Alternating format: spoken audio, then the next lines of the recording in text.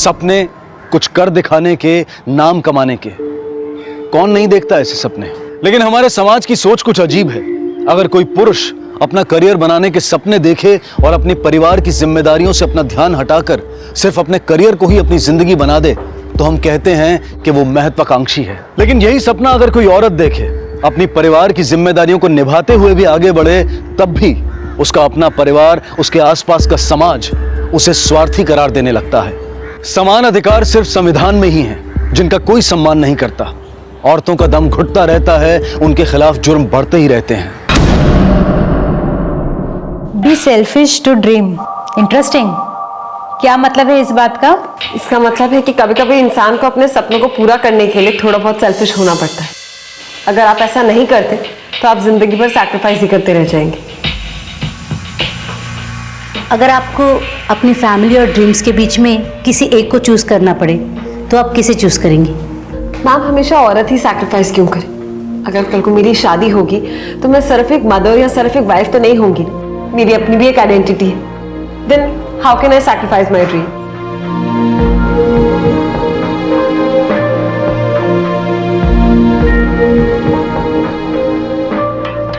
well, आपके पास 2 महीने हैं because you're selected. Congratulations, you're going to Paris.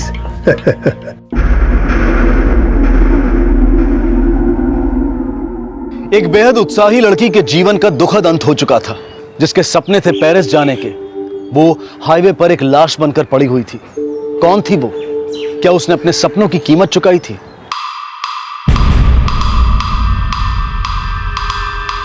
पीछे हटिए, पीछे हटिए, पीछे हटिए, पीछे हटिए। ये देखो बट, लगता है हत्या गला घोट के की गई है। ये देखिए सर, टैटू समीर और रीमा। यानी रीमा इस लड़की का नाम होगा और समीर नाम के लड़के से इसका अफेयर चल रहा होगा। सर ये देखिए, सर लगता है चादर के इस हिस्से पर कुछ था जो काटा गया। पाटिल, देखने में तो ये चादर किसी होटल या लॉज की लगती है। हो सकता है इस हिस्से पर लोगो रहा उस होटल या लॉज का, जिसे जानबूझकर काटा गया ताकि पता न चले कि ये चादर कहाँ की है। सब चीजों को देखकर पाटिल ये लगता है कि लड़की रीमा किसी लड़के के साथ होटल में या लॉज में रुकी होगी, जहां दोनों का आपस में झगड़ा हुआ होगा और बाद में इसकी नेकेड बॉडी को उस होटल या लॉज की चादर में लपेट के यहाँ डंप कर दिया गया। एक काम करो, आसपास के एरिया में जितने भी होटल और लॉजेज हैं पता करो इस तरह की चादर कहाँ इस्तेमाल होती है। नियर बाय एरिया के सभी पुलिस स्टेशन में इसकी फोटोग्राफ भी भेज दो। मुलुंग, माटुंगा, बिक्रोली, सब जगह। हो सकता है कहीं किसी जगह पे इसकी मिसिंग कंप्लेंट दर्ज हुई हो। सर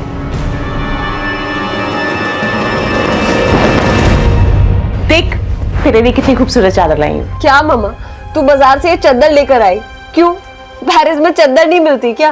प्योर कॉटन ऐसी वाली कहाँ मिलेगी, इसलिए लाई हूँ। तुझे पसंद भी है। और ये देख, तेरे लिए क्या क्या लाई हूँ। अचार, पापड़, सब तेरी पसंद के। तो मम्मा लोग भी ना। Thank you. मतलब कहीं भी घर से पहले जाना हो तो भर भर के सामान लेके दो। बिल्कुल। मम्मियों का काम ही यही होता है।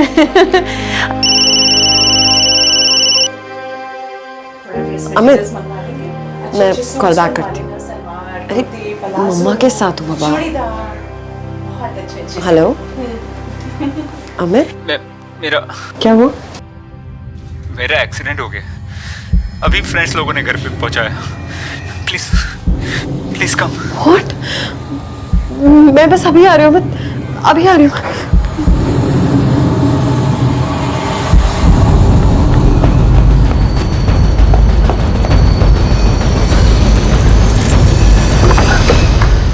Sandy, sorry, it was just a prank. मजाक करने का टाइम है।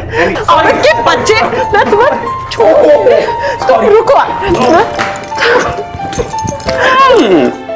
जान निकल गई थी मेरी। तुम इतनी बिजी हो, मेरे लिए समय नहीं है। प्रैंक तो करना पड़ेगा ना। बकवास मत करो, सिर्फ 1 साल की बात है। एक बार ये इंटर्नशिप खत्म हो जाएगी तो फिर तुम यहीं आ जाओगे, फिर हम यहीं सेटल हो जाएंगे अपने। तो जितना चाहे मेरा दिमाग खा लेना। चलो, दिमाग बाद में खाते हैं, पहले और कुछ खा लें। अब मेरा मतलब है डिनर बाहर करते हैं। Okay, Chinese, Indian. तुम बहुत बदमाश। Okay okay.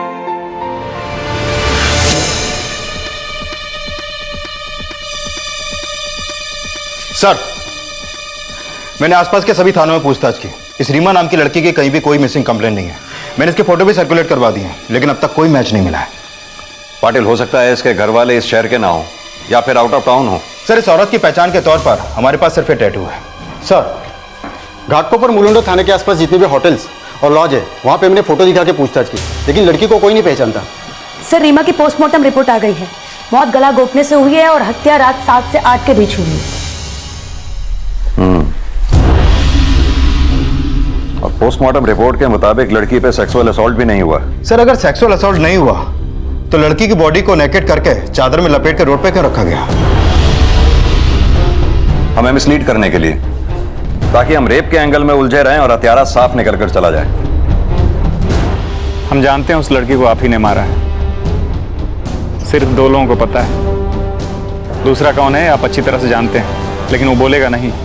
पैसा कब और कहां पहुंचाना है हम आपको बता देंगे। अब तक ये साफ नहीं हो पाया था कि उस युवती का नाम क्या है, और ना ही उसे कोई पहचानने वाला मिला था। किसी ने उसके खिलाफ कोई गुमशुदगी की कंप्लेंट भी दर्ज नहीं की थी। पहचान के नाम पर सिर्फ एक टैटू था उसके दाहिने हाथ पर, रीमा समीर। रहस्य बढ़ता ही जा रहा था। उसकी लाश एक चादर में लिपटी हुई मिली थी, जिस चादर का लोगो काट दिया गया था। पर आखिरकार पुलिस ने पता लगा ही लिया कि वैसी चादर किस होटल में इस्तेमाल होती थी। सचिन भामला। यस। इस लड़की को पहचानते हो?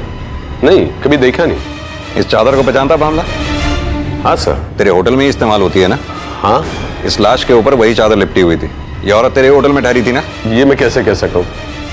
हाँ, लेकिन सर चाहे तो आप लोग सीसीटीवी फुटेज देख लीजिए, मैं अभी मंगवाता हूँ सर।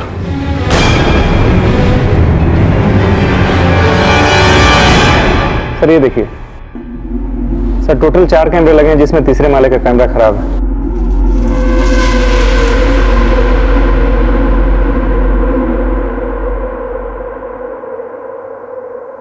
रीमा 7:30 बजे शाम को होटल आई किसी से मिलने, मिली भी, लेकिन किससे मिल रही है चेहरा दिखाई नहीं दे रहा। चेहरा पिलर के पीछे। जूम करना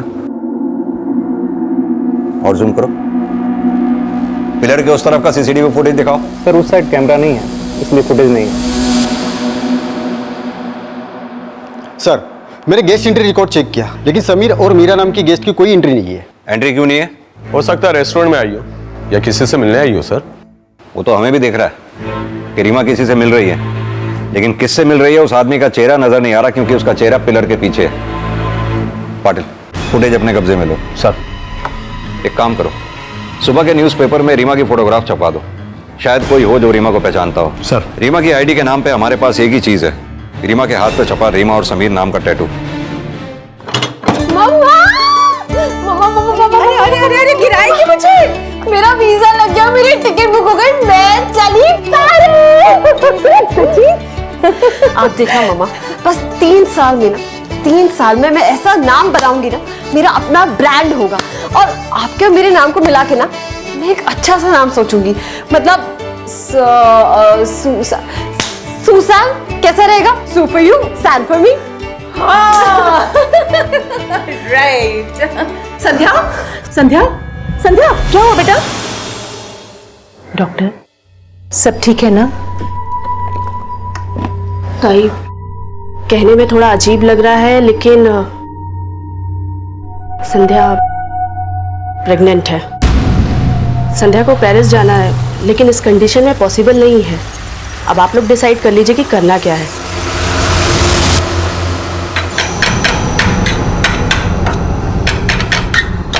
मम्मा, बर्तन पीटने से कोई प्रॉब्लम का सलूशन तो नहीं मिलेगा ना? प्लीज मम्मा, थोड़ा सा शांत हो जाओ प्लीज। कैसे शांत हो जाऊं मैं? तुम्हें अच्छा लगता होगा वो अमित, पर मुझे वो बिल्कुल पसंद नहीं है। रत्ती भर प्यार नहीं दिखाई देता उसकी आंखों में तुम्हारे लिए। प्लीज यार, अब बस करोगे अब? प्रेगनेंसी कंफर्म्ड है। तो क्या डिसाइड किया तुमने? आई डोंट नो अमित, बहुत कंफ्यूज्ड हूँ, कुछ डिसाइड नहीं कर पा रही हूँ, इसलिए तो तुम्हें बुलाया। आंटी, मैं जानता हूं कि आप हमेशा मुझ पे शक करते हो, लेकिन मैं कमिटेड हूं। मैं शादी करूंगा तो सिर्फ सैंडी से, और इस बच्चे को हम मिलकर बड़ा करेंगे। और पेरिस, इसका करियर तो गया ना खटाई में। मम्मा, अमित, लाइफ में ऐसी अपॉर्चुनिटी दोबारा नहीं मिलेगी। सैंडी, लाइफ में क्या प्यार से ज्यादा इंपॉर्टेंट है? करियर और ड्रीम्स। आई विश मेरे पास इसका जवाब होता अमित। ठीक है, तुम टेंशन मत लो, ये हमारा बच्चा है, मेरी भी रिस्पॉन्सिबिलिटी है। आई प्रॉमिस, मैं बच्चे के लिए अपनी जॉब छोड़ दूंगा। बच्चे का बाप भी मैं और माँ भी मैं, और फिर तुम पेरिस में जाकर अपना करियर बना लेना, ठीक है? Come on Sandy, now smile.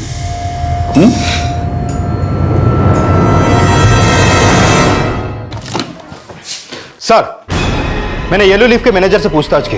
उसका कहना है कि उसके होटल के ग्राउंड फ्लोर पे जो रेस्टोरेंट है उसमें कई लोग आते जाते रहते हैं, तो पता करना मुश्किल है कि उस रात कौन था जो रीमा से मिलने आया था। सर, ये आपको कुछ बताना चाहते हैं। सर, मैं मानव दीक्षित, इसे मैं जानता हूँ। ये डोंबिवली में एक मेरे मकान में ही किराए पे रहती थी। इसका नाम संध्या देशमुख है। व्हाट? संध्या? हाँ सर, संध्या थाने में एक एक्सपोर्ट हाउस में काम करती थी। इसका परमानेंट एड्रेस पुणे का था। इसका डिवोर्स भी हो चुका है। इसकी एक बेटी भी है। ये 2 साल से मेरे मकान में किराए पे रह रही है, और कुछ दिन पहले इसकी माँ भी आई थी इसके साथ में रहने के लिए। ठीक है, अपने घर का एड्रेस जहाँ ये संध्या रहा करती थी वो लिखवा दो इन्हें। ठीक है सर।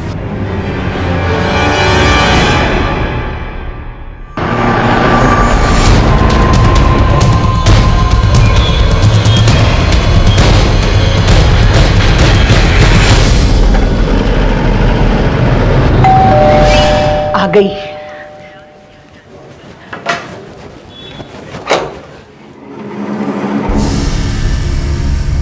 नानी, नानी, पुलिस अंकल क्यों आए? मम्मा क्यों नहीं आई? मम्मा काम से गई ना बेटा, आ जाएगी। आप अंदर चलो, मैं अंकल से बात कर लूं।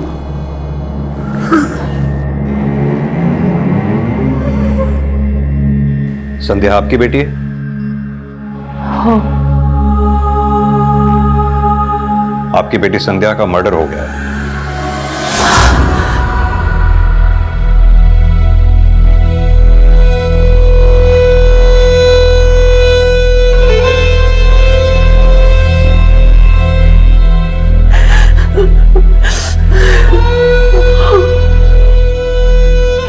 अब ठीक है आप? संध्या को आखिरी बार कब देखा था आपने? 2 दिन पहले मैं अनन्या को लेके पुणे जा रही थी। मम्मा, मैं बाहर जा रही हूँ, क्लाइंट के साथ मीटिंग है, मेरे डिजाइन के सैंपल्स देखने हैं। हम भी रात तक पुणे पहुंच जाएंगे, बस तुम मुझे बीच बीच में फोन करती रहना। हाँ मम्मा, मैं आपको फोन कर दूंगी, पर अगर मैं फोन ना करूँ तो प्लीज आप टेंशन मत लेना। आपको तो इस फील्ड का पता है ना, एक बार ही काम शुरू हो जाए तो मरने की भी फुर्सत नहीं। बस मम्मा प्रे करो कि ये प्रोजेक्ट मिल जाए, फिर लाइफ में पीछे मुड़ के नहीं देखूंगी। चलो बाय। Love you. नानी को तंग मत करना, ध्यान से जाना। हाँ, ऑल द बेस्ट बोल दो मम्मा को। I love you. संध्या किससे मिलने जा रही थी? कुछ बताया था संध्या ने आपको? नहीं। अच्छा, एक बात बताइए, इन दिनों संध्या से मिलने घर पे कोई आता जाता था?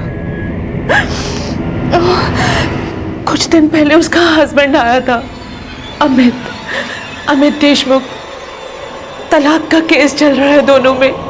मैं तो खुद तुमसे छुटकारा पाना चाहती हूँ। तो देर क्यों कर रही हो? लो कर दो साइन। ये 1 साइडेड डिवोर्स पेपर्स। बच्ची को अकेले पाल रही हूँ, तुम्हारी कोई जिम्मेदारी नहीं बनती उस पर? तो बच्ची मुझे सौंप दो। उसकी भी जिंदगी बर्बाद करनी है, जैसे मेरी जिंदगी बर्बाद करी। एलिमनी तो तुम्हें देनी पड़ेगी, और जितनी मैंने डिमांड करी है ना उतनी ही देनी पड़ेगी। देख, तू मुझे ज्यादा गुस्सा मत दिला, नहीं तो सारा मामला ना कोर्ट के बाहर सेटल करूंगा। धमकी देके चला गया था संध्या को। दोनों के बीच तलाक का केस चलने की कोई खास वजह? अमित का अफेयर चल रहा था किसी से। अमित संध्या के पीछे पड़ा था कि 10-15 हजार एलिमनी लेके उसका पीछा छोड़ दे। नर्क बना के रखी थी उसकी जिंदगी उसने। उसी ने मारा होगा मेरी बच्ची को। बुरा मत मानिएगा, संध्या के यहां आने के बाद उसका किसी से अफेयर या दोस्ती? हाँ। किसके साथ? नाम नहीं बताया उसने। कुछ दिन पहले मुझे बुलाया यहाँ, बोली किसी से मिलवाना है, बहुत अच्छा आदमी है, अनन्या को भी एक्सेप्ट कर रहा है। बहुत खुश थी वो, अपनी जिंदगी की नई शुरुआत करना चाहती थी। आपने कभी संध्या के मुंह से समीर नाम का जिक्र सुना? नहीं तो। एक बात बताइए, संध्या को घर में रीमा नाम से भी बुलाते थे क्या आप लोग? नहीं, उसके दोस्त लोग उसे सैंडी बुलाते थे। आपकी बेटी के दाहिने हाथ पर एक टैटू बना दिखा हमें, जिसपे रीमा और समीर लिखा हुआ था। हाँ, कुछ दिन पहले मैंने देखा था उसके हाथ पे। वो रेड वाला बैग देना प्लीज। ये क्या है? क्या लिखा है अपने हाथ पे? सीक्रेट है, बाद में बताऊंगी। आप हमें अमित का फोन नंबर और एड्रेस दीजिए, और साथ में संध्या का भी फोन नंबर दीजिए।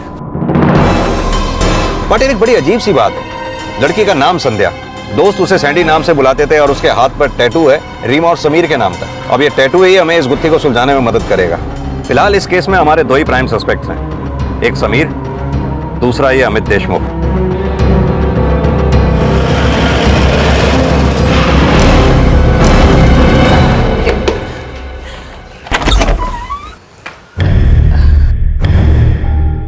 सर ये लीना है, हम लिव इन रिलेशनशिप में हैं। I am really sorry to hear about Sandy's death, लेकिन ऐसी औरत का ऐसा एंड हो सकता है। फेमस होने के लिए किसी के साथ भी अफेयर कर सकती थी वो। तुम्हारी और संध्या की लव मैरिज हुई थी ना? जी सर। अच्छा, संध्या की मां कह रही थी कि तुमने संध्या को धमकी दी थी। धमकी नहीं सर, सिर्फ गुस्से में बात की थी। देखिए सर, मैं डिवोर्स चाहता था, अब मैं लीना के साथ सेटल होना चाहता हूँ। सर उसको 1 लाख रुपए एलिमनी चाहिए थी, मेरी तनख्वाह सिर्फ 1.25 लाख है। अगर मैं उसको 1 लाख दूंगा तो मैं क्या खाऊंगा? कहीं आप मुझ पे तो शक नहीं कर रहे? संध्या के हाथ पे रीमा और समीर के नाम का एक टैटू था, क्या जानते हो इस बारे में? नहीं सर, ये तो मैं पहली बार देख रहा हूं। डिजाइनर थी, पड़ गई होगी किसी के प्यार में, करा लिया होगा किसी के नाम का टैटू। पता नहीं कितने लोगों के साथ अफेयर था उसका।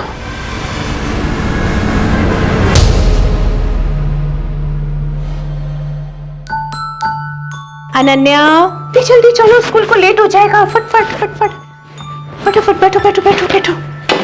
हाँ, that's like a good girl। पेनो। नानी। हाँ बेटा। मम्मी हाइड एंड सीक खेल रही है ना? हाँ बेटा, पेरिस गई है ना मम्मा, जल्दी लौटेगी। वो चाहती थी कि मैं स्ट्रांग बनूं और अपने काम खुद करूं। नानी आप छोड़ो, मैं खुद कर लूंगी। नानी, अगर मैं अपने काम खुद करूंगी तो वो मुझसे मिलने आएंगी ना? हाँ, आएगी।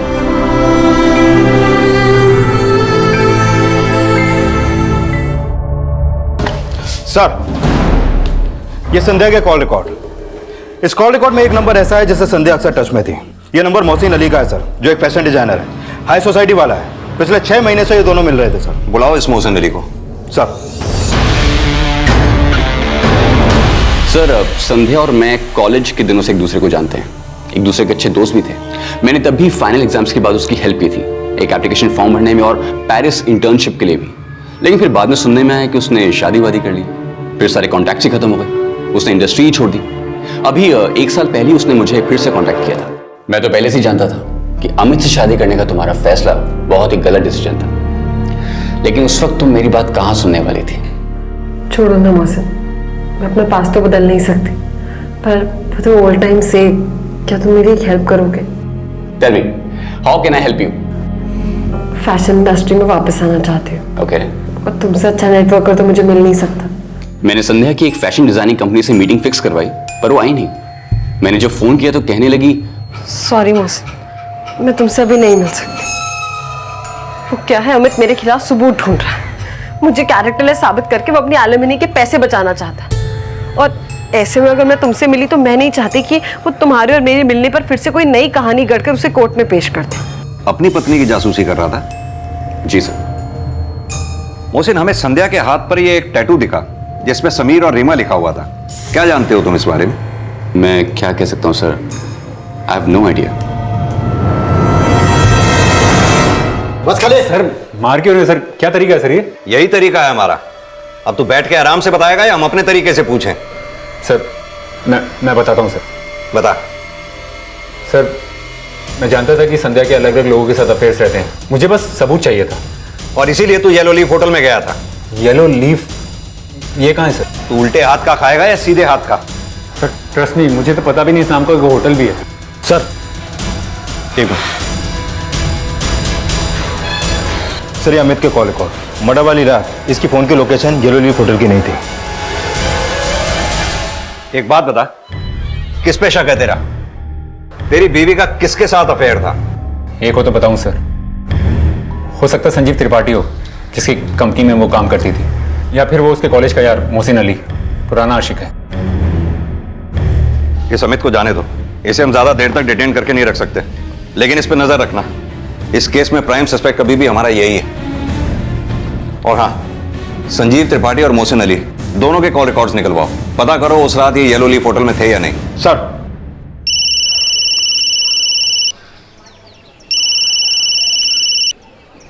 देख, ज्यादा ब्लैकमेल मत कर। मुझे पता चल चुका है कि संध्या मर गई, तो ना ही उसके अफेयर की कोई प्रूफ की जरूरत है और ना ही तेरी। समझा? एक पूरी कौड़ी नहीं दूंगा।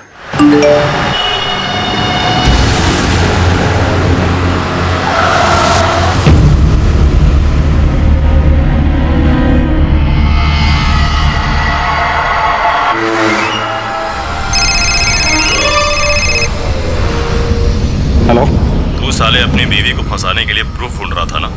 इतना प्रूफ बहुत है बेटे तुझे अरेस्ट कराने के लिए।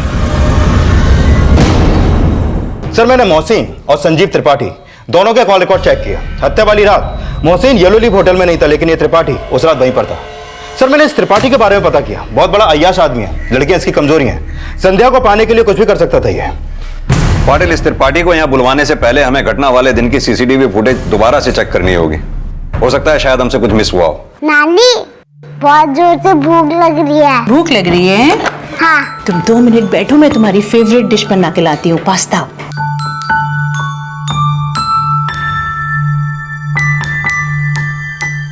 ये यमी पास्ता कौन खाएगा? Ananya, come on, open your mouth.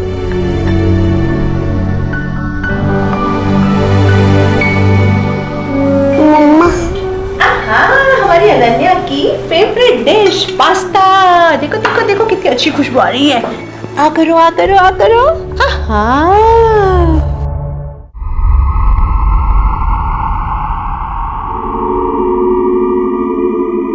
ये त्रिपाठी है ना?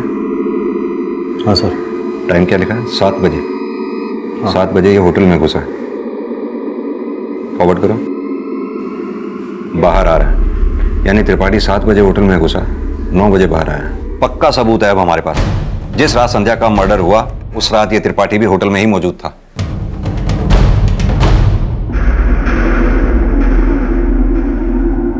जिस रात संध्या का मर्डर हुआ उस रात तुम भी येलो लीफ होटल में मौजूद थे, इस बात का सबूत है हमारे पास। हाँ, मैं होटल में था, लेकिन संध्या के मर्डर में मेरा कोई हाथ नहीं है। संध्या के मर्डर में तुम्हारा हाथ होने की तो बात ही नहीं की मैंने। लेकिन आपकी बात का मतलब तो वही था।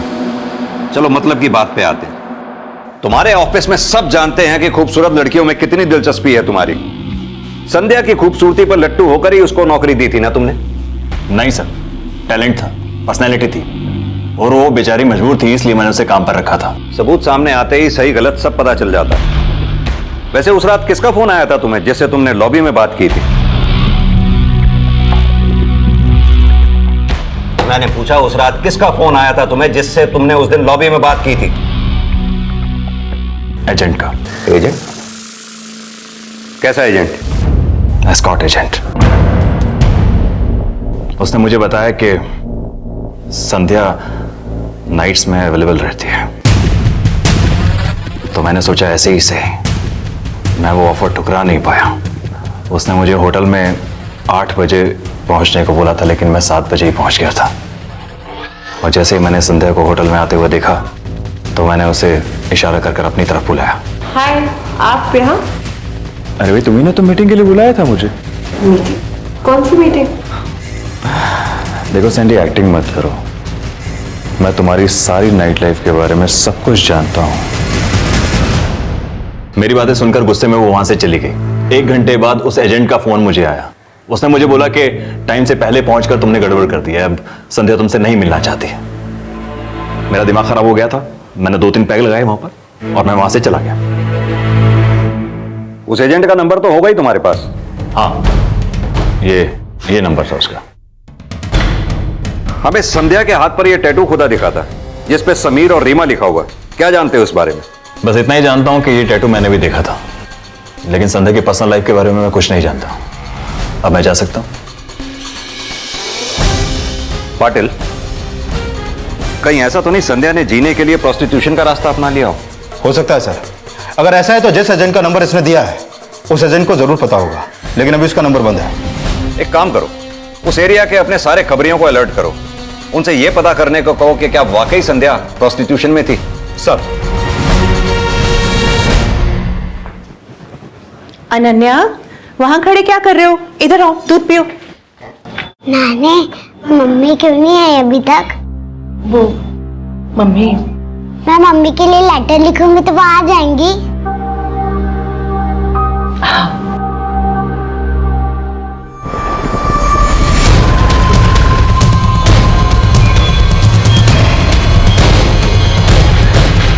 साहब इस एरिया में कम से कम 10 रीमा और 5 संडे है। ये इस धंधे में नहीं साहब, गारंटी है साहब। वो युवती जिसका नाम संध्या था, पर अब भी उसके हाथ पर रीमा नाम के टैटू का रहस्य नहीं खुल पाया था। आखिरी बार उसे जिस होटल में देखा गया था वहां से भी अभी तक कोई जानकारी नहीं मिली थी, और ऐसे में पुलिस के सामने खबर आई कि एक और लाश मिली है विक्रोली के किसी फ्लैट में। सर ये तो वही आदमी है, येलो लीफ होटल वाला, जिसने हमें सीसीटीवी फुटेज दिया था। सर ये देखिए सर, टोटल 4 कैमरे लगे हैं जिसमें तीसरे माले का कैमरा खराब है। पाटिल, जिस तरह से सामान टूटा फूटा पड़ा है, हालात देख के तो यही लगता है कि इसके हत्यारे से हाथापाई हुई है। एविडेंस कलेक्ट करो, बॉडी को पोस्टमार्टम के लिए भेजो। सर। आप इनके पड़ोस में रहते हैं? जी सर। हितेन यहाँ अकेला रहा करता था? जी। आपने देखा किसी को यहाँ आते जाते? जी नहीं सर। सर सर, संध्या की लाश हमें येलो लीफ होटल के चादर में लिपटी हुई मिली थी। वो मर्डर वाली रात वो उसी होटल में थी, और ये आदमी जिसका मर्डर हुआ है वो भी येलो लीफ होटल में काम करता था। सर, अंदर ये लैपटॉप मिला है। ये लैपटॉप अच्छी तरह से चेक करो और हितेन के कॉल रिकॉर्ड्स निकलवाओ। सर। अनन्या, चलो बेटा खाना खाएंगे। नानी, मैंने मम्मा के लिए एक लेटर लिखा है, पढ़ के सुनाऊं? हाँ। डियर मम्मा, तुम चाहती थी ना मैं स्ट्रांग बनूं, मैं स्ट्रांग हूँ। मैं तुम्हें याद करके भी नहीं रोती हूँ। नानी सही कहती हैं, तुम हो तो मेरे आसपास ही। तुमने भी एक बात कही थी कि गिरो तो रोना नहीं, उठकर खड़ी हो जाना। क्योंकि अगर बहुत आगे जाना है ना तो 2-4 बार तो तुम गिरोगी, पर गिरने से क्या डरना, है ना? एंड वैसे भी गॉड लव्स दोज जो गिरकर भी ना फिर से खड़े हो जाते हैं और अपने सपनों को पूरा करते हैं। मम्मा, मैं अपना ड्रीम पूरा करूंगी, आपकी तरह फेमस डिजाइनर बनूंगी, बहुत फेमस डिजाइनर। बस आप मेरा हाथ पकड़े रहना।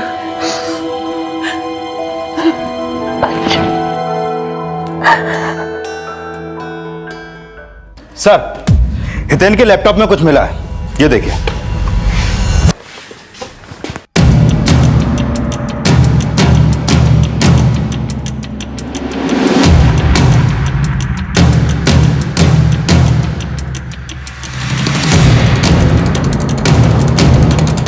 ये अमित ना सिर्फ उस रात येलो लीफ होटल में था बल्कि कमरा नंबर 304 में भी गया था।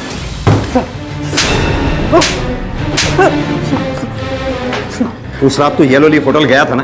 तूने हितेन और संध्या का मर्डर किया है ना? देख, अब अगर झूठ बोला तो सर मैंने कुछ नहीं किया सर। फिर झूठ? नहीं सर, मैं सच बोल रहा हूँ। मैं संध्या से सिर्फ छुटकारा चाहता था। बहुत कोशिश की कि मामला सेटल हो जाए, लेकिन वो 1 लाख की एलिमनी से कम मान ही नहीं रही थी। सर मुझे पता था कि संध्या अपने करियर के लिए अलग अलग लोगों से मिलती है। मुझे सिर्फ सबूत चाहिए था जो मैं कोर्ट में पेश कर सकूं कि वो कैरेक्टरलेस है। सर एक बात बता, तू अगर घाटकोपर में था तो तेरे फोन की लोकेशन घाटकोपर की क्यों नहीं दिख रही थी? सर मेरे पास एक और फोन है सर, जिसका नंबर मैंने किसी को भी नहीं दे रखा, अपनी गर्लफ्रेंड को भी नहीं। मेरे पास किसी का फोन आया था सर। उस आदमी ने मुझसे कहा कि वो फोटोग्राफ दिलवा सकता है संध्या के किसी और इंसान के साथ बेड में, और सर उसके लिए उसने मुझसे 10 लाख रुपए मांगे थे। किसका फोन आया था? सर ये तो पता नहीं, हर बार किसी नए लैंडलाइन से फोन करता था। सर उस दिन उसी का फोन आया था। सबूत चाहिए तो आज रात 8 बजे होटल एलोलिथ घाटकोपर आ जाना, वो वहाँ किसी से मिलने वाली है। और सुन, पीछे से आना और सीधा 3rd फ्लोर पे 304 में आ जाना। और फिर सर मैंने वही किया, होटल के बैक डोर से एंट्री की और सीधा 3rd फ्लोर पे गया। लेकिन सर कुछ फ़ायदा नहीं हुआ, मैं संध्या को नहीं पकड़ पाया, वापस आ गया। फिर सर मुझे किसी का कॉल आया और मुझे ब्लैकमेल कर रहा था कि उसके पास वीडियो है कि उस रात में उसी होटल में था, और फिर रेगुलरली मुझे वो ब्लैकमेल करता रहा। सर हमें जो सीसीटीवी फुटेज दिखाई गई उसमें अमित की एंट्री नहीं दिखी, लेकिन ये हितेन यादव के लैपटॉप से जो हमें फुटेज मिली उसमें सिर्फ अमित की ही एंट्री थी। सर मैंने उस फुटेज का टाइमलाइन चेक किया, जल्दबाजी में उस फुटेज को एडिट किया गया है। हो सकता है हमें मिसलीड करने के लिए। पाटिल कहीं ऐसा तो नहीं इस अमित को फंसाया जा रहा हो? लेकिन सर ऐसा कर कौन सकता है? समीर। अब सवाल ये उठता है कि ये समीर है कौन? वो संजीव त्रिपाठी ने जो एजेंट का नंबर दिया था उसके बारे में कुछ पता चला? हाँ सर, वो नंबर किसी फेक आईडी पे लिया गया था जो भी परमानेंटली बंद है। सर अक्सर ये एजेंट अपने नंबर बदलते रहते हैं। अच्छा सर, ये अमित का क्या करना है? इसे अभी जाने मत दो, ये अभी भी हमारे रडार पे है। इसके दूसरे नंबर्स के भी कॉल डिटेल निकालो। Okay sir. सर हमें बताया गया था कि उस होटल के 3rd फ्लोर का सीसीटीवी बंद था। सर टोटल 4 कैमरे लगे हैं जिसमें तीसरे माले का कैमरा खराब है। लेकिन वो बंद नहीं, चालू था। तभी तो हमें अमित का रूम नंबर 304 में जाने का फुटेज मिला। सर इसका मतलब ये मैनेजर भामला हमसे झूठ बोल रहा था। सर मैंने हितेन यादव की कॉल रिकॉर्ड चेक की, कुछ खास तो नहीं मिला, लेकिन हत्या वाले दिन मैनेजर भामला और हितेन के बीच में बहुत सारी बातें हुई थी, हर 5 मिनट में एक बार। ये मैनेजर सचिन भामला और हितेन यादव शुरू से ही हमसे एविडेंस छिपा रहे थे। उन्होंने जो हमें सीसीटीवी फुटेज दिखाई उसमें अमित की एंट्री नहीं थी, लेकिन उसी फुटेज से उन्होंने अमित को ब्लैकमेल किया। पाटिल कहीं ऐसा तो नहीं ये सारी प्लानिंग इस मैनेजर सचिन भामला की हो? हितेन यादव ने सचिन भामला को डबल क्रॉस किया हो और भामला ने हितेन को ही रास्ते से हटा दिया हो। सर बैकडोर से एंट्री, तीसरे फ्लोर पे कैमरा बंद, इन सबके पीछे तू ही मास्टरमाइंड है ना? तूने ही हितेन और संध्या का मर्डर किया है ना? देख अब झूठ बोलने से कोई फायदा नहीं। सर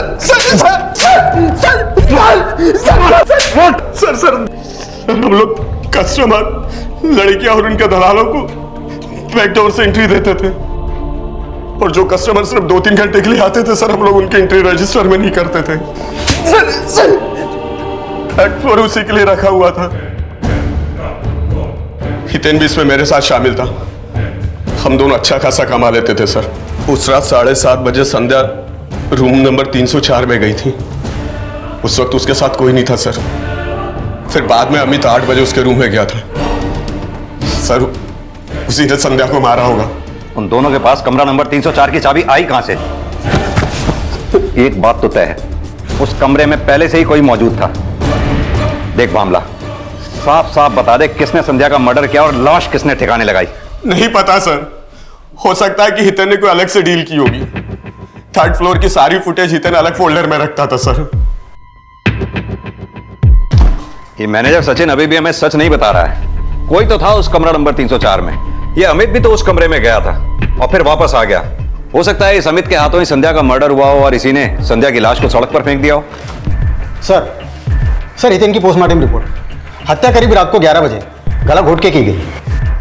पाटिल कहीं ऐसा तो नहीं ये संध्या और हितेन दोनों का हत्यारा एक ही हो? अमित की कॉल डिटेल से कुछ पता चला? हाँ सर, मर्डर लोकेशन से उसके दोनों फोन की लोकेशन मैच नहीं करती है, और जिस रात हितेन का मर्डर हुआ उस रात अमित अपनी गर्लफ्रेंड के साथ ही था। सर हो सकता है इस मर्डर में उसकी गर्लफ्रेंड भी शामिल हो।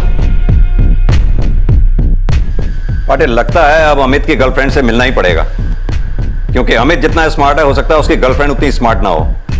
ज्यादा देर तक हमसे सच छुपा नहीं पाएगी वो।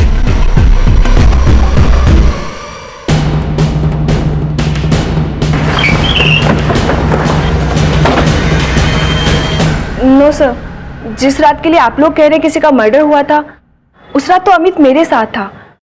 वो एक्चुअली मेरा और अमित का उस रात झगड़ा हुआ था। पहले कहते थे डिवोर्स होने तक वेट करो, अब तो वो मर भी गई है, अब क्या प्रॉब्लम है तुम्हें? यार तुम समझती क्यों नहीं? मर्डर हुआ है, जरा सी भी जल्दबाजी। एक और नया बहाना। पता है मुझे तो लगता है तुमने भी ना संध्या के साथ वैसे ही चीट किया होगा। Just shut up यार। You shut up। मैंने ऐसे चली जाती हूँ। मैंने तो कभी सपने में भी नहीं सोचा था कि वो इंसान मेरे साथ ऐसा करेगा। संध्या के नए नए बॉयफ्रेंड्स का रोना रोककर उसने मुझे अपने चक्कर में फंसा लिया। एक बात बताओ, तुम किसी रीमा और समीर को जानती हो? रीमा और समीर?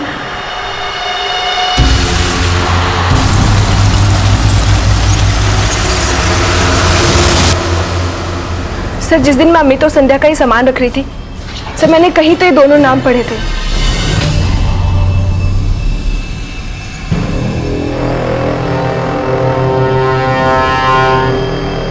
पाटिल, किसी प्ले की स्क्रिप्ट लगती है। ये स्क्रिप्ट संध्या की है? हाँ सर, ये सारा सामान संध्या का ही है।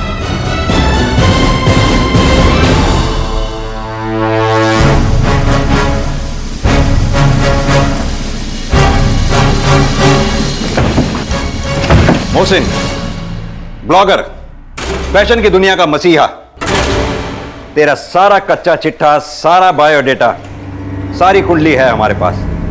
अब तू ये बता कि हम शुरू कहां से करें? तेरे कॉल रिकॉर्ड से या फिर उन पीसीओ से जहां से तू अमित को फोन किया करता था? सारे पीसीओ वाले पहचानते हैं तुझे। या फिर उस नाटक से जो तूने कॉलेज में कभी खेला था, जिस नाटक की हीरोइन थी संध्या उर्फ रीमा, और तू उस नाटक का हीरो समीर। अब तू खुद बताएगा या हम अपने तरीके से उगलवाएं? मैं मानता हूं सर, मैंने कभी संध्या से प्यार किया था, लेकिन वो पुरानी बात हो गई। उसने उस वक्त मुझे नहीं अमित को चुना था, किस्सा खत्म।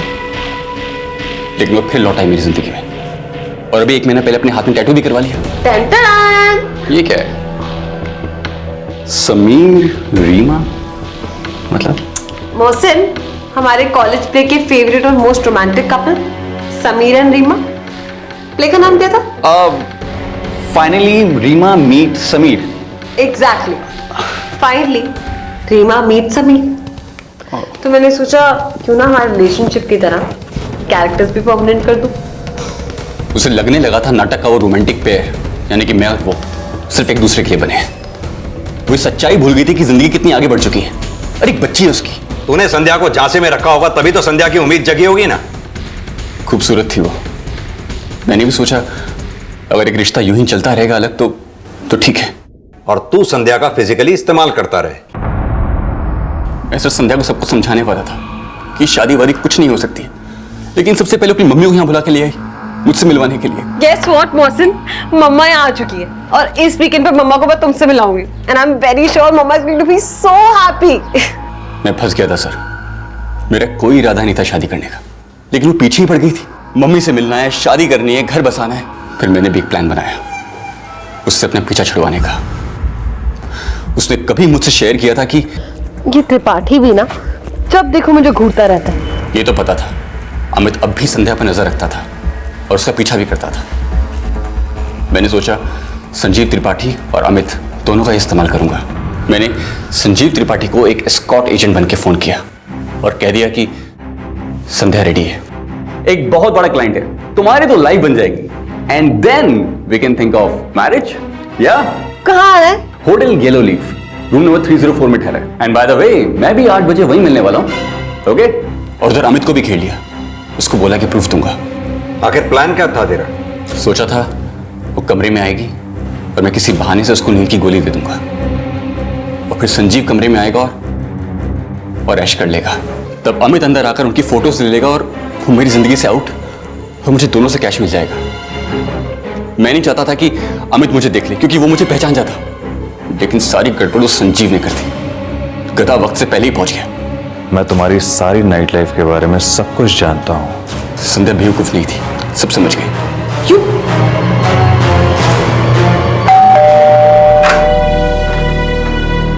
हे, कम इन, आओ ना। इसलिए लाए थे मुझे यहाँ पे। क्या हो गया संध्या? आओ ना, बैठकर आराम से बात करते हैं। बात करना माय फुट मोहसिन। तुम एक एस्कॉर्ट एजेंट हो और मैं एक प्रोस्टिट्यूट। देखो संध्या, मेरी बात समझो। मैं क्या समझो? इतनी घटिया तुम कैसे हो सकते हो मोहसिन? संध्या, मुझसे छुटकारा पाना था, मेरे मुंह पे कहते ये शादी का नाटक क्यों, इतना बड़ा धोखा क्यों मोहसिन, क्यों? मेरी बात सुनो। क्या फर्क हुआ? क्या फर्क हुआ तुमने और उस अमित ने? यही सोचते हो तुम मेरे बारे में कि मैं किसी के साथ भी सो लूंगी? ये लगता है तुम्हें? मेरी बात सुनो। Just remember one thing, कभी माफ नहीं करोगे, कभी भी अभी की अभी तुम्हारे अगेंस्ट FIR लॉन्च करूंगी। बहुत फेमस हो ना, बहुत फेमस हो ना फैशन इंडस्ट्री में। अब देखो कैसे एक्सपोज करती हूँ मैं तुम्हारे मैसेजेस।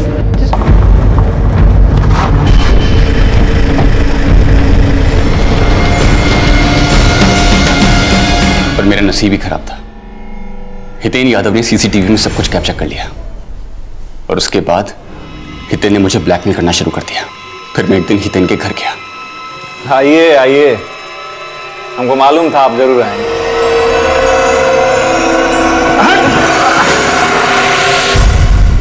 मार डाला मैंने हितेन को। फिर उसका लैपटॉप देखा, उसके 3rd फ्लोर वाले CCTV कैमरे की फुटेज से मेरा फुटेज डिलीट किया और अमित का वीडियो कॉपी कर लिया और एक फेक आईडी से अमित को ईमेल कर दिया।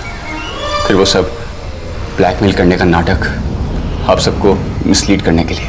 हमें मिसलीड करते करते तेरी खुद की लाइफ मिसलीड हो गई।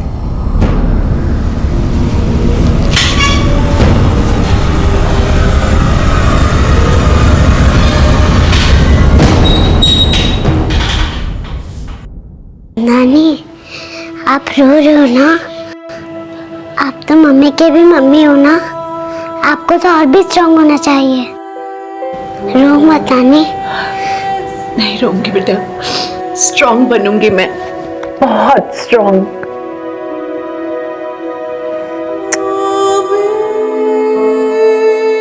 एक मां को सपने देखने की सजा मिल चुकी थी और आज उसकी बेटी अपनी मां के सपने पूरे करने की चाह रखती है।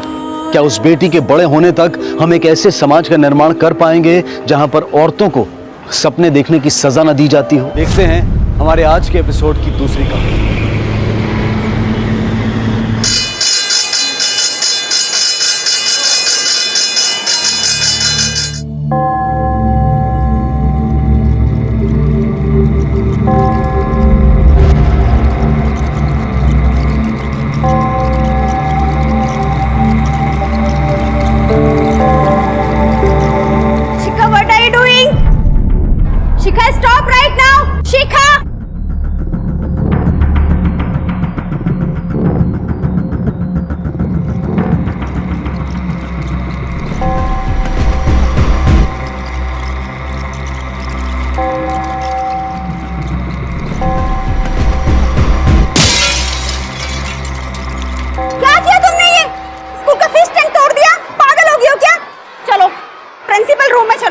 मुश्किल से मैं 10 फीट दूर खड़ी हुई थी।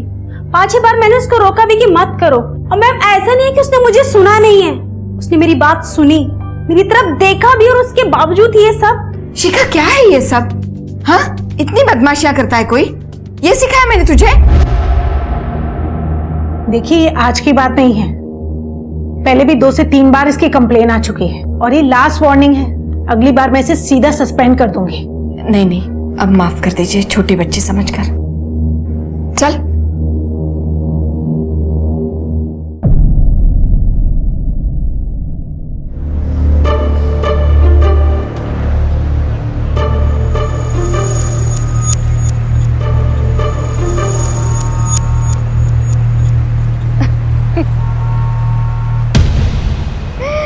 गुड गर्ल, ये ले तेरा चॉकलेट। नानी, मैं ठीक से तो लाती थी ना?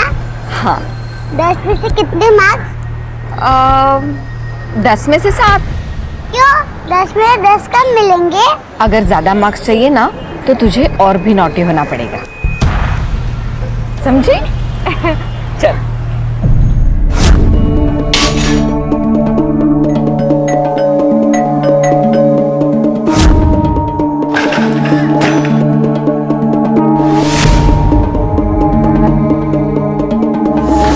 कोई मेंटल प्रॉब्लम है इसे? क्या हुआ? मेरा बेटा जानता तक नहीं है इसे। सर फोड़ दिया उसका। इसके माँ बाप का नंबर दीजिए आप मुझे।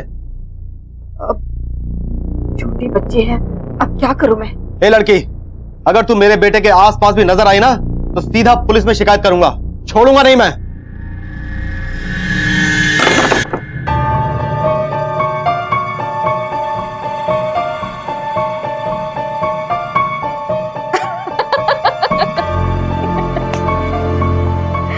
आज तूने 10 में से 9 नंबर वाला काम किया है। पर नानी 10 में से 10 कब मिलेंगे?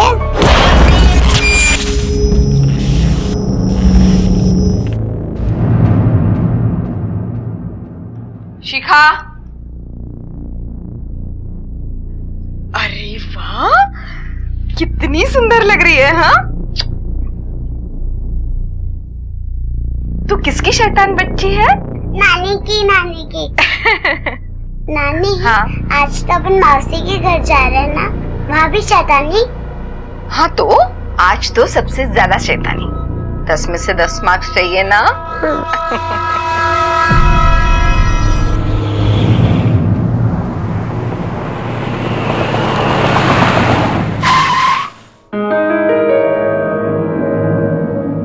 अरे माँ, लेट हो गया, अंदर नहीं आओगी? नहीं, मैं जा रही हूँ। पार्टी खत्म होने के बाद मुझे फोन कर देना। अरे माँ, यहाँ तक आके बाहर ही रुकोगी? मैं बाहर क्यों रुकूंगी? मैं मिसेस जैन के पास जा रही हूँ। अरे क्या माँ, आप भी वही बातें लेके बैठी है? लोग क्या सोचेंगे कि बगल में बेटी का घर होके अब पड़ोसी के घर में बैठोगी? माँ, आज राघव का बर्थडे है, उसे भी तो नानी को मिलना है। इसके बारे में पहले सोचना चाहिए था। मेरी इज्जत कहाँ है कहाँ नहीं अच्छी तरह समझती हूँ मैं। चलो भैया। अरे माँ,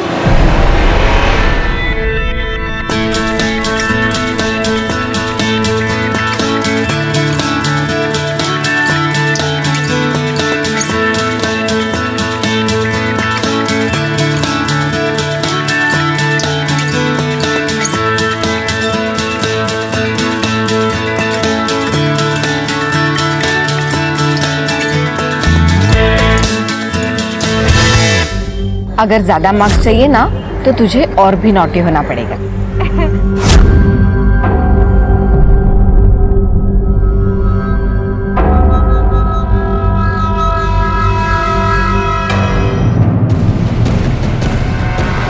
मामा, पापा, जल्दी आओ, देखो शिखा ने क्या कर दिया, मेरा पूरा केक बिगाड़ दिया। क्या हुआ राघव? शिखा, क्या किया तूने ये? शिखा, अरे सब खराब कर दिया इसने। मेरी मती मारी गई थी, जो बुलाए इसको। बच्ची है वो धृति, अगर तुम ख्याल रखती तो ये सब नहीं होता। मुझे जिम्मेदारी सिखा रही हो आप? मुझे? पहले इसे तमीज सिखाओ। इसकी माँ ने इसे तेरे सर मड़कर वहाँ मिरट में मजे कर रही है, और इसका वो नाकारा निठल्ला बाप चाट रहा होगा बीवी के तलवे। बहुत हुआ धृति, क्षितिजा और रणधीर पर उंगली उठाने से पहले आईना देखा होता। इतना मर मर के तुम दोनों को बड़ा किया, बदले में क्या मिला मुझे?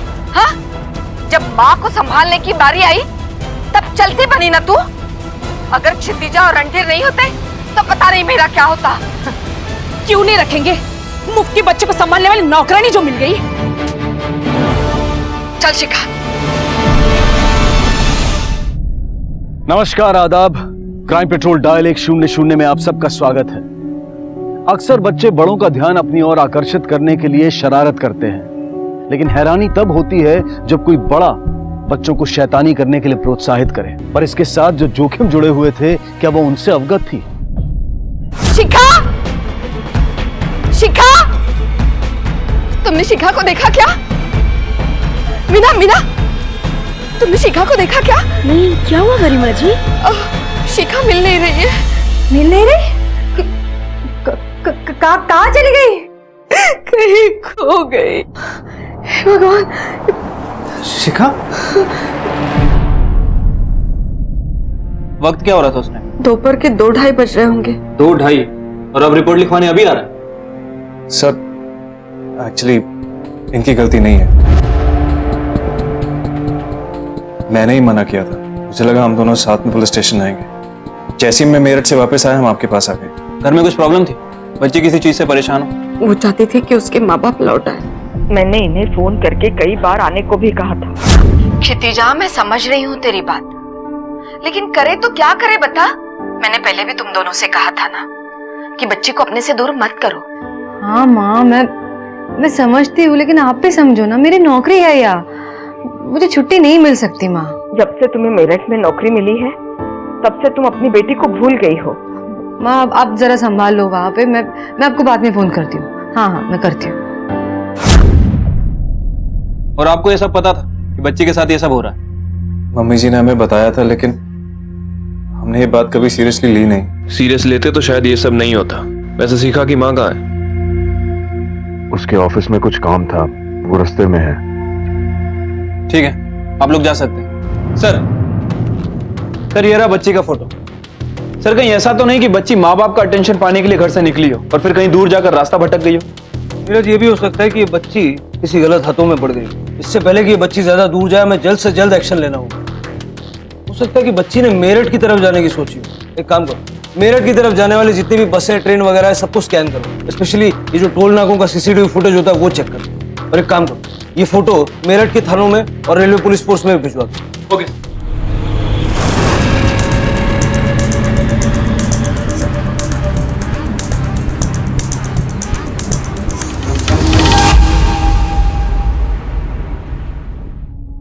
अरे चित्तू, तुम कब आई? मैं मंदिर गई थी। शिखा के जल्दी लौटने के लिए हमने प्रार्थना की। ये ले। बस कर माँ, बस कर ये तेरा नाटक। मेरी बच्ची को तो संभाल नहीं पाई और ये भी मेरी शिखा वापस आने वाली है। वापस आ जाएगी मेरी बच्ची। क्या बोल रही हो तुम? तू जानती है क्या हुआ है? जानती है तू? मेरी 7 साल की बच्ची गायब है। पता नहीं किस हाल में क्या कर रही है और ये सब तेरी वजह से हुआ है। तेरी वजह से माँ। बस। माँ को बुरा भला कहने से क्या मिल जाएगा? इनकी गलती थोड़ी है, गलती हमारी थी। हमने इनकी बात सीरियसली नहीं ली। हमें थोड़ी पता था कि ऐसा कुछ हो जाएगा। भाग गई होगी सर कहीं। बड़ी शैतान बच्ची है, आए दिन कुछ न कुछ उल्टा सीधा। उस दिन तो उसने बगल वाले बच्चे का सिर ही फोड़ दिया। घर में कुछ प्रॉब्लम थी उनके? सर ज्यादा तो कुछ मुझे मालूम नहीं, पर इनके आपस में या पड़ोसियों से किसी से कुछ जमती नहीं थी। उनकी बड़ी बेटी कहीं दूर रहती थी, माँ बेटी के साथ शायद रिश्ता अच्छा नहीं था। सर मैं उसकी क्लास टीचर हूँ। कुछ टाइम से काफी अग्रेसिव हो गई थी वो।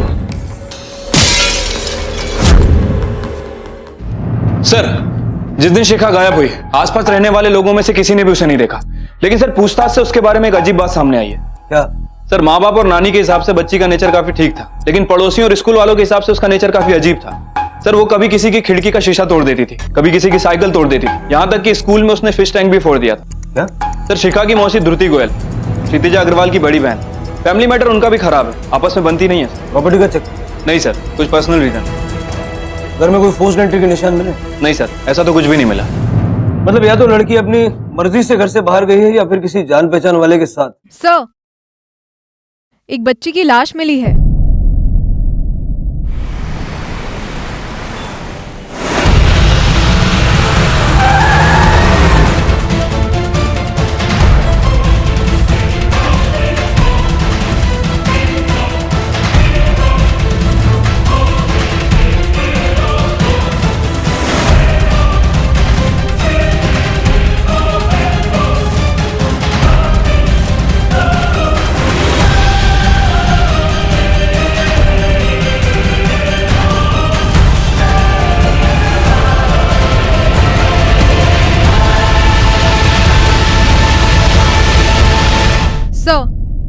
शिखा अग्रवाल की पोस्टमार्टम रिपोर्ट। सर बच्ची की मौत दम घुटने की वजह से हुई है। बच्ची के मुंह में कपड़े के ट्रेसेस भी मिले हैं। सर हो सकता है कि उसे कपड़े से उसका दम घोटा गया। सर इसके अलावा नो सेक्सुअल असॉल्ट। नीरज, बच्ची के पास ना तो पैसे थे ना मोबाइल फोन जो कोई चोरी या लूट के इरादे से उसे मारता, ना ही कोई सेक्सुअल असॉल्ट। पक्का ये मर्डर किसी पर्सनल दुश्मनी का नतीजा है। फैमिली को पूछताछ के लिए फिर से बुलाओ, वो लोग हमसे कुछ ना कुछ तो छुपा है। Okay sir. हमसे किसी को क्या दुश्मनी हो सकती है भला? शिखा हाल ही में काफी शरारती हो गई, जानते हैं? सर बच्चे तो नादानी में शैतानी करते ही हैं। मैंने इन्हें बार बार बोला था। मैं अब भी कह रही हूँ, तुम दोनों वापस आ जाओ। काम जरूरी है, लेकिन अपने बेटे के बचपन के सुनहरे दिनों को अनदेखा मत करो। माँ आप जरा संभाल लो वहाँ पे। मैं आपको बाद में फोन करती हूँ। हाँ मैं करती हूँ। मैं मानता हूँ कि शिखा आउट ऑफ कंट्रोल हो गई थी, लेकिन इस वजह से कोई उसे। आपकी वाइफ क्षितिजा कहाँ है? सर उसकी तबीयत ठीक नहीं है, वो घर पे रेस्ट कर रही है। जा सकते हैं।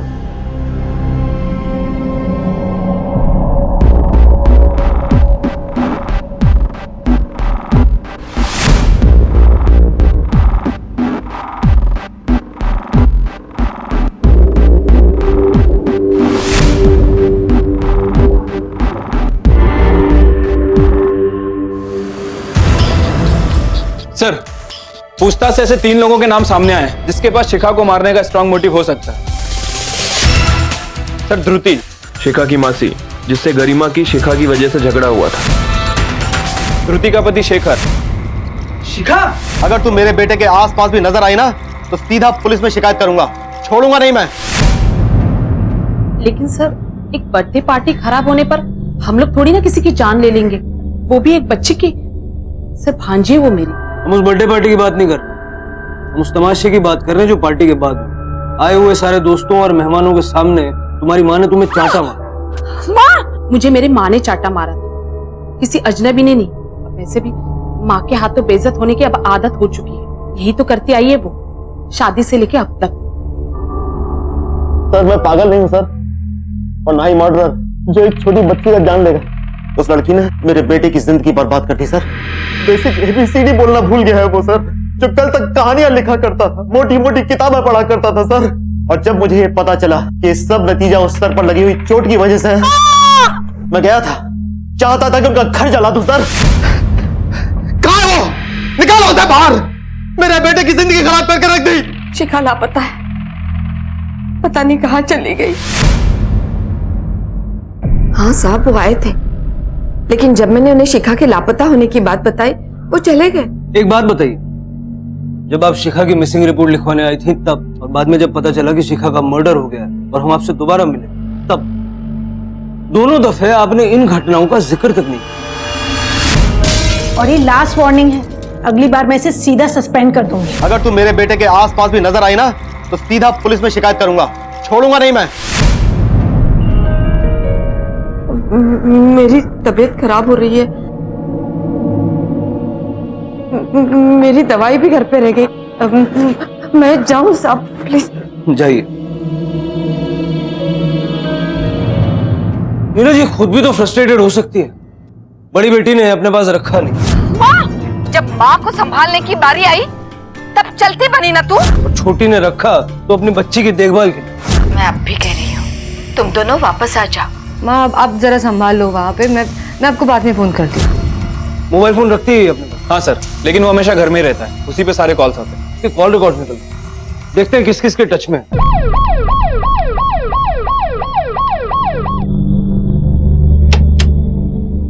जी, अब कैसी तबीयत है? चलिए वहीं से शुरू करते हैं जहां पिछली बार छोड़ दिया। क्या आपको कभी लगा नहीं कि ध्रुति, शेखर या विजेंद्र या इन जैसा कोई कभी शिखा को नुकसान पहुंचा सकता है? कभी कहा नहीं आपने इस बारे में? क्या हुआ, ये सवाल सुनते ही आपको टेंशन आने लग गया या फिर से तबीयत खराब हो रही? हाँ, सब मेरी गलती है, मेरी वजह से शिखा गायब हुई है। हाँ? ये क्या बोल रही है तू? एक मिनट, बोलिए। शिखा कभी भी शरारती नहीं थी, बहुत सयानी और शांत लड़की थी वो। मैंने उसे कहा था बदमाशियां करने के लिए। 10 में 10 कम मिलेंगे। अगर ज्यादा मार्क्स चाहिए ना तो तुझे और भी नॉटी होना पड़ेगा। मैंने उसे कहा आसपास के लोगों को, पड़ोसियों को इतना तंग करो कि बहुत सारी शिकायतें आ जाए, स्कूल में प्रॉब्लम हो। ऐसा क्यों किया? क्योंकि शिखा अपने माँ बाप के पास जाना चाहती थी। रोज कहती थी वो कि मेरे माँ बाप कब आएंगे। कितनी बार कहा मैंने तुम लोगों से, लेकिन एक नहीं मानी ना तुमने। इसलिए फिर मैंने ही सोचा कि अगर बहुत सारी शिकायत आएंगी तो ये लोग लौट कर वापस आ जाएंगे। लेकिन मुझे क्या पता था कि मेरी शिखा ही चली जाएगी। पागल हो गई है माँ? क्या हो क्या गया तुझे? अकल नहीं है तुझे? ये कोई सलूशन होता है? और तेरी वजह से मेरी बच्ची, मेरी 7 साल की बच्ची चली गई। मेरी बच्ची के बजाय तू क्यों नहीं चली गई? नफरत करती हूँ मैं तुझसे, मैं नफरत करती हूँ। छोड़ूंगी नहीं मैं तुझे, छोड़ूंगी नहीं। जिस दिन शिखा गायब हुई उस दिन क्या हुआ था जरा ठीक से बताइए। शिखा दोपहर में स्कूल से लौटी, उसने खाना खाया और यहाँ पे टीवी देख रही थी। तभी नटवर भाई साहब आए, मेरे जेठ। देखो, चुपचाप घर खाली करो। मैंने कहा ना नहीं करूंगी, नहीं करूंगी मतलब नहीं करूंगी। ज्यादा जबर जबर नहीं है, बोला वैसे करो। अग्रीमेंट है हमारा, कैसे करूंगी? देखो मैं सब सामान बाहर उठाकर फेंक दूंगा। फेंक कर तो देखो, मैं देखती हूँ फिर। मुझे बाहर एक जरूरी काम था, इसलिए मैंने शिखा को सिर्फ आधे घंटे के लिए अकेला छोड़ा और मैं बाहर चली गई। जब मैं लौट कर आई तब वो यहाँ नहीं थी। बाहर मतलब कहाँ गई थी आप? वो यहाँ मेरी सहेली रहती है, मिसेस शुक्ला, उसकी बहू आई है कनाडा से, बस उसे मिलने के लिए गई थी मैं।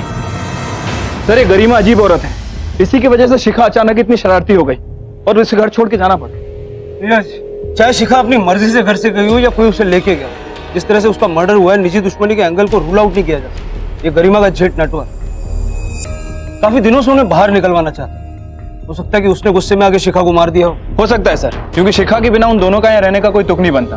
क्षितिजा की नौकरी भी मेरठ में है और ऋषभ भी वहीं कहीं आसपास नौकरी ढूंढ रहा है। गरिमा ने कहा था कि वो आधा घंटा अपने दोस्त के घर गई। यहाँ मेरी सहेली रहती है मिसेस शुक्ला, उसकी बहू आई है कनाडा से, बस उसे मिलने के लिए गई थी मैं। जरा वेरीफाई करो और इस नेटवर्क का बैकग्राउंड भी चेक करो, देखना पड़ेगा उसका मोटिव कितना सॉलिड। Okay sir. देखिए डिप्रेशन हावी हो रहा है उनपे, मैंने दवाइयां लिख दी है, आप देख ले कि वो टाइम पे टाइम लेते रहे। आप उनसे बात कीजिए, किसी भी तरह उनको बिजी रखिए, उनके मन को प्रसन्न कीजिए, ठीक है? Thank you doctor.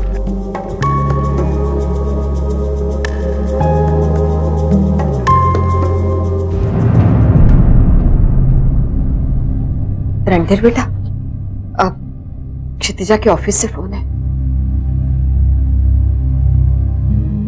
हेलो, अब मैडम एक्चुअली इस टाइम वो हालत में नहीं है। आप तो जानते हैं ना कि हमारी बेटी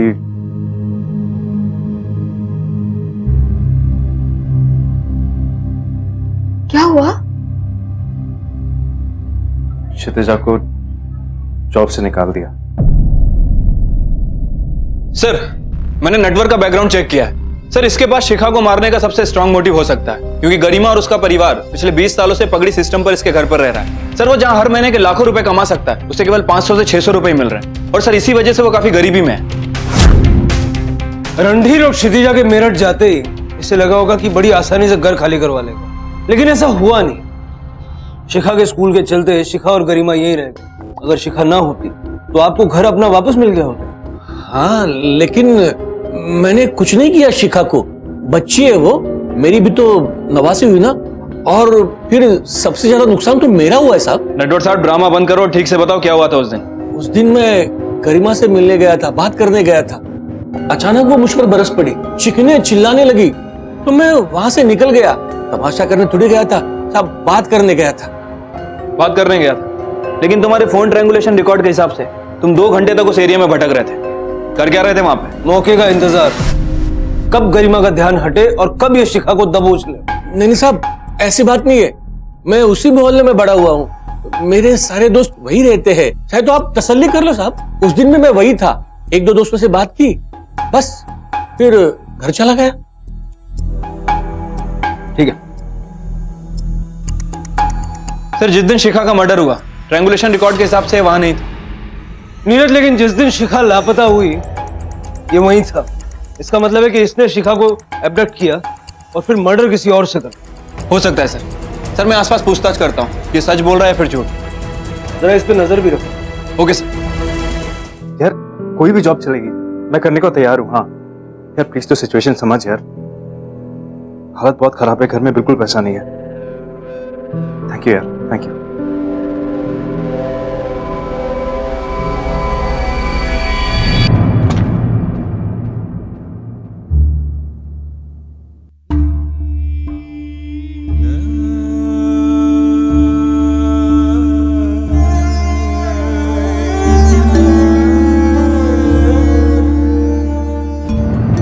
सर एक आदमी आया है, कह रहा है उसने शिखा को देखा था, उसके साथ एक औरत भी थी।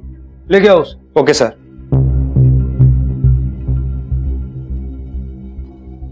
ओए सर कुछ पूछ रहे हैं, बता। वो लड़की ना, मतलब ये लड़की थी, इसी को देखा सर मैंने। इसके साथ जो औरत थी वो कैसे दिखती? ऐसे याद नहीं आएगा सर, पर हाँ एक बार देखूंगा ना तो पहचान लूंगा। नीरज इधर आ। इनमें से कोई है?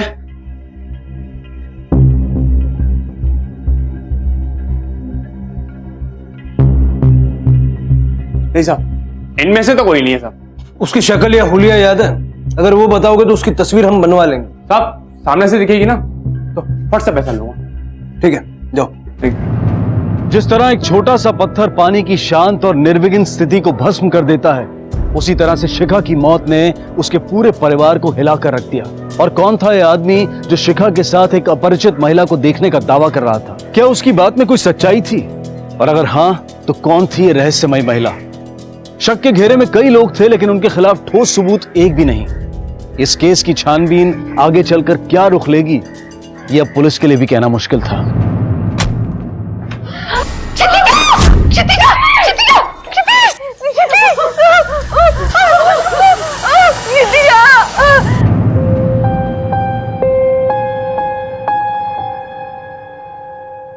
वो बहुत डिप्रेशन में थी सर, उसका इलाज भी चल रहा था और इसी डिप्रेशन की वजह से उसकी जॉब भी चली। जो भी है, इम्प्रूवमेंट तो हुई थी जब से मैंने वहां आकर मिलना शुरू किया तब से। तुम कह रहे हो कि डिप्रेशन में थी, तुम कह रही हो इम्प्रूवमेंट थी। सर फिर धृति से होगी। सर 1 हफ्ते पहले ही मेरी नौकरी लगी है और मैं मेरठ में ही था। क्योंकि मेरठ जाने के बाद से मेरी उससे ज्यादा बात नहीं होती थी। मैं जब भी फोन करता था या तो वो सो रही होती थी या उसका बात करने का मूड नहीं होता। कभी जिक्र किया उसने सुसाइड का, मरने का या ऐसा कुछ? कल रात उसने मुझे अचानक अपने कमरे में बुला लिया और उसने मुझे सॉरी बोला। सॉरी? लेकिन सॉरी क्यों? नहीं पता, फिर पलट कर सो गई। मेरी भी समझ में नहीं आई ये बात। पुलिस शिखा मर्डर की इन्वेस्टिगेशन में पूरी तरह जुट गई थी और तभी क्षितिजा की रहस्यमय तरीके से मौत हो गई। ये केस जो एक बच्ची की गुमशुदगी से शुरू हुआ था, अब एक मर्डर या शायद सुसाइड केस में बदल चुका था। आखिर किसने मासूम शिखा को मारा था और क्या क्षितिजा की सुसाइड के पीछे कोई साजिश थी? सर पोस्टमार्टम रिपोर्ट के हिसाब से क्षितिजा के गले पर और हाथों पर रस्सी के निशान और बॉडी पर भी बहुत सारे स्ट्रगल के निशान है। लेकिन जो निशान उसके हाथों पर है उसे देखकर ऐसा लग रहा है कि वो सेल्फ डिफेंस में है। कोई उसका गला घोट रहा था और बचने की कोशिश कर रही थी। किसके पास हो सकता है क्षितिजा को मारने का स्ट्रॉन्ग मोटिव? क्षितिजा के रिसेंट फोन रिकॉर्ड्स हैं? नहीं सर, दिल्ली आने के 2 दिन बाद तक के मंगवाए थे। उसके मरने तक के सारे फोन रिकॉर्ड्स मंगवा लो और मेरठ जाके पर्सनली पूछताछ। Okay sir. सर आपको किसी पर शक है? अभी तक तो नहीं, लेकिन मुझे एक बात खटक रही है। रणधीर, गरिमा और ध्रुति तीनों ने एक झटके में मान लिया कि क्षितिजा ने सुसाइड किया है। कुछ तो है जो ये लोग छुपा रहे हैं। Yes sir. सर ध्रुति ये अचानक क्षितिजा से मिलने लगी और सर रणधीर इसकी जॉब भी लग गई, वो भी मेरठ में। और ये सब क्षितिजा की मौत के जस्ट पहले हुआ। इन सबके कॉल रिकॉर्ड्स और ट्रायंगुलेशन निकलवाओ और हाँ, ये रणधीर और क्षितिजा के मेरठ वाले घर का सर्च वारंट लेके जाओ। Okay sir.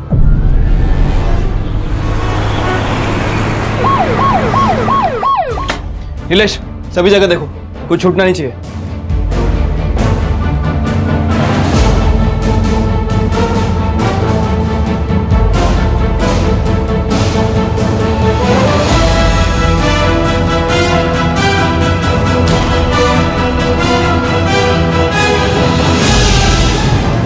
रणधीर अग्रवाल, जानते हो ये क्या है?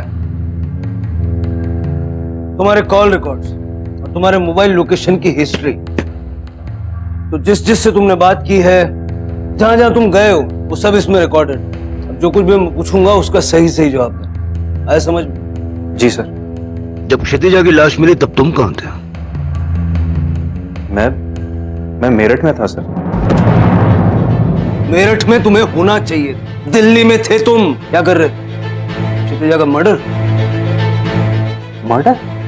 आदमी तो घर पे ही रहता था सर। बीबी जाती थी कहीं काम करने के लिए। आदमी अच्छा था सर, अच्छे से बात भी करता था, पर बीबी थोड़ी नकचड़ी थी। मैं दिल्ली में ही था सर। एक्चुअली उसी दिन मैं मेरठ से दिल्ली के लिए निकला था। रास्ते में यही सोच रहा था, घर जाऊंगा वही सब शुरू हो जाए। क्षितिजा का मुझे कोसना, मेरी शिखा की यादें और मम्मी जी का नया ड्रामा कि मैं घर छोड़ के चली जाऊंगा। सर मैं तंग आ गया था इन सबसे।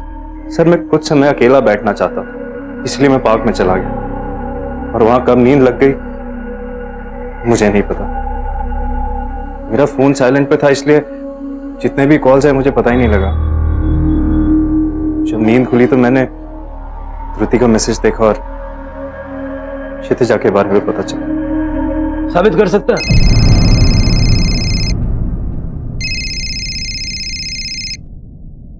हाँ नीरज, देख तेरे डाइवोर्स पेपर, इसमें तेरे सिग्नेचर हैं लेकिन क्षितिजा के नहीं। क्यों? क्या चल क्या रहा? तुझे डिवोर्स चाहिए था, क्षितिजा को नहीं चाहिए था। पहले बेटी को मार दिया और फिर बीवी को। अफेयर चल रहा था? नहीं सर, मेरा कोई अफेयर वगैरह नहीं चल रहा। हाँ ये सच है, मुझे डिवोर्स चाहिए था। मेरी और क्षितिजा की लड़ाइयाँ बहुत बढ़ गई थी सर। उसे इस बात का घमंड हो गया था कि पैसे वही कमा रही है, घर वही चला रही है। तुम बस चाय पीते रहो यहाँ, बाकी सब काम मैं करती हूँ। ऑफिस में मैं जाती हूँ, घर का काम मैं करती हूँ, तुम यहाँ बैठे रहो बस।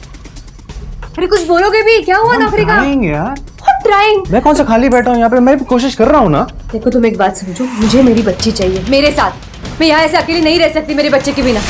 मैं तंग आ गया था सर, लेकिन मैंने आपको पहले ये बात इसलिए नहीं बताई, मुझे लगा आप मुझ पर शक करेंगे। लेकिन सर मैं सच बोल रहा हूँ, मैंने मर्डर नहीं किया है। तेरे और तेरी सास के बीच में काफी बातें होती थी, दिन में 15 से 18 बार, क्षितिजा के मरने से पहले भी, क्षितिजा के मरने के बाद भी। सर मैंने बताया ना आपको, उनकी बातें रुकती ही नहीं थी। कभी क्षितिजा का हाल बताने के लिए मुझे फोन करती रहती थी, कभी मुझसे मेरा हाल पूछने के लिए फोन करती रहती थी। वो तो ये चाहती थी कि मैं उनको अपने साथ मेरठ लेके चला जाऊं, लेकिन उनकी रोज की झिकझिक मैं नहीं झेल सकता था सर। सर रिकॉर्ड के हिसाब से उसकी लोकेशन पार की है, लेकिन सर ऐसा भी तो हो सकता है कि चालाकी कर रहा हो। शायद किसी और के हाथों फोन पार्क में भिजवाया हो, या फिर किसी और के हाथों क्षितिजा का मर्डर करवाया हो। सर मोटिव तो है इसके पास। लेकिन उसके कॉल रिकॉर्ड में भी तो कोई अजीब चीज नहीं मिल रही है ना। ना ही ऐसा कोई कांटेक्ट जिस पे शक किया जा सके, ना ही ऐसा कोई जिसका कोई पुराना पुलिस का रिकॉर्ड। सर, क्षितिजा अग्रवाल के लेटेस्ट कॉल रिकॉर्ड्स हमने हर नंबर वेरीफाई किया सर। एक ही राय ओल्ड एज होम, क्षितिजा इस ओल्ड एज होम के साथ कांटेक्ट में थी। गरिमा की? नीरज, मुझे शक है कि कहीं गरिमा नहीं तो क्षितिजा को नहीं मारा, क्योंकि क्षितिजा के लिए इतना सब कुछ करने के बाद जब वो उसे ओल्ड एज होम भेज रही थी तो ये जानकर गरिमा को गुस्सा जरूर आया। जब क्षितिजा का मर्डर हुआ तो गरिमा कहाँ? सर धृति के बयान के मुताबिक गरिमा मंदिर में थी और धृति ने ही गरिमा को मंदिर से पिक किया था। सर कहीं ऐसा तो नहीं कि रणधीर और गरिमा आपस में मिले हों और इन दोनों ने ही मिलकर क्षितिजा को मारा? गरिमा को लेकर? Okay sir. आप सोच भी कैसे सकते हैं कि मैं मेरी बेटी को इस तरह, वो भी इस उम्र में? हो सकता है आपकी किसी ने मदद की हो। रणधीर आपका दामाद, काफी बातें होती थी आपकी उसके साथ, नहीं? साहब, रणधीर पर शक करना तो और भी गलत है। वो था इसलिए उसने साथ दिया, कोई और होता ना तो क्षितिजा को कब का छोड़ चुका होता। क्षितिजा को बहुत घमंड था अपनी नौकरी का। माना कि रणधीर के पास नौकरी नहीं थी, लेकिन बहुत अच्छा इंसान है वो, किसी को जानबूझकर नुकसान नहीं कर सकता। रही बात मेरी, मैं वैसे ही शिखा की मौत की जिम्मेदार मानती हूँ अपने आप को, और मैं क्यों मारूंगी अपनी बेटी को? क्योंकि उसके लिए इतना सब कुछ करने के बावजूद वो आपको ओल्ड एज होम भेजना चाहती थी। Old age home? हाँ, हमें वहां से एक स्लिप मिली है जिस पर आपके दस्तखत थे।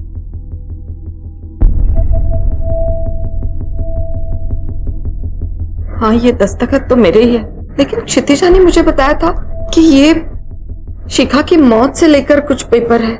ये आपने, मतलब पुलिस वालों ने मेरी दस्तखत मांगी थी, क्योंकि शिखा को देखने वाली आखिरी इंसान मैं थी। नहीं तो अगर ऐसा कुछ होता तो माँ मुझे पहले आके बताती। ऐसी बातें माँ कभी अपने तक सीमित ही नहीं रखती। और क्षितिजा माँ को बिना बताए ओल्ड एज होम में डालने वाली थी।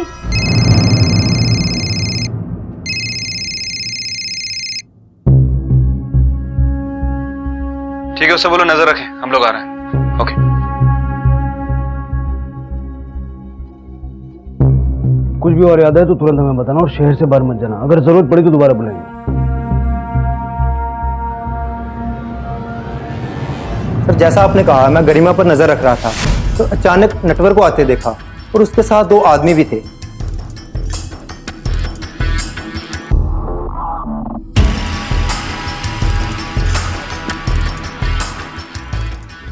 कमाल है, पहले तो गरिमा नटवर को अपने घर के आसपास भी फटकने नहीं देती। अब अचानक चाहता है कि हम इस घर से चले जाएं, और चाहकर भी जबरदस्ती नहीं कर सकता, क्योंकि हमारे पास कॉन्ट्रैक्ट है इस घर का। अचानक क्या? सर कहीं ऐसा तो नहीं कि गरिमा को डराने के लिए नटवर ने ही क्षितिजा और शिखा का खून किया। और सर ऐसा हो सकता है कि बिल्डर ने ये सब करने में उसकी मदद की हो। कल गरिमा के घर के बाहर किस बात के पैसे मिले थे तुझे? अब वो गरिमा के नहीं, मेरे घर के बाहर। वो मेरा घर है साहब, और वो मैं बेच रहा हूँ बिल्डर को। अब मेरा घर है तो मैं कुछ भी कर सकता हूँ ना। मैंने गरिमा को भी मना लिया है। अच्छा, कैसे मना लिया? क्योंकि इतनी आसानी से तो वो जाएगी नहीं, और जबरदस्ती तू उसे निकाल नहीं सकता। डरा धमका के मनाया। ये हाथों पे निशान कैसे? वो साहब सामान उठा रहा था ना, उसके निशान आ गए। नीरज सर, इस निशान की जांच करवाओ अभी के अभी। चलिए चलिए। सर, फॉरेंसिक टीम का फोन आया था। नटवर के हाथ में जो रस्सी का निशान है वो ठीक वैसे ही रस्सी का निशान है जिससे क्षितिजा का गला घोटा गया था। नटवर को लॉकअप में ले आओ। साहब मारो मत। बताता हूँ मैंने ही मारा है उसे। क्षितिजा का खून मैंने किया है। ये सब उसी के निशान है। लेकिन साहब मैंने किसी और के कहने पे किया है। किसके कहने पे? जो कुछ भी हुआ उसे भूल जाइए भाई साहब। क्षितिजा को मारने में मेरी मदद कीजिए। अपनी ही बेटी को मरवाना चाहती हो? पर क्यों? क्योंकि उसने मेरी शिखा को मारा है। बदला लेना चाहती हूँ मैं। बस एक बार काम हो जाए, फिर घर आपका। कुछ भी करिए घर के साथ, मैं नहीं रुकूंगी। झूठ बोल रहा है वो। ऐसा कुछ हुआ ही नहीं है। वो हमें फंसाने के लिए ऐसे बोल रहा है। मैं बताती हूँ आपको सच क्या हुआ है। एक एक कर तेरे पूरे परिवार को खत्म कर दूंगा मैं। चुपचाप घर खाली कर और निकल ले। तेरी नातिन को तो पहले ही मार चुका हूं मैं। अब तेरी बेटी को मारूंगा और उसके बाद तुझे। हम लोग शिखा को पहले ही खो चुके थे। मैं वो घर वापस देना चाहती थी, इसलिए उस दिन मैं नटवर के पास गई उसे ये बताने के लिए हमें वो घर नहीं चाहिए बस। लेकिन नटवर वहां नहीं था। मैंने बहुत देर तक उसका इंतजार किया। फिर मैं मंदिर चली गई कीर्तन के लिए। वहां धृति आई थी। फिर हम घर गए तो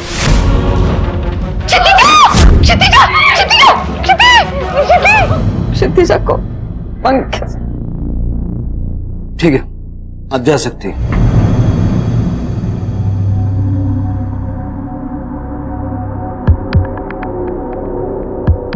तुम कब आए और फोन क्यों नहीं किया? आपको पुलिस ने बुलाया था, फोन आया था मुझे उनका। किसी ओल्ड एज होम के बारे में पूछ रहे थे। आप जानती थी इसके बारे में? क्या इसी गुस्से की वजह से आपने क्षितिजा को मरवाया?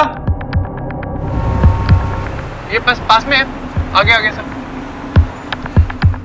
तुम भी मुझ पर शक कर रहे हो? एक तुम ही तो हो जिसके सहारे मैं जी रही हूँ।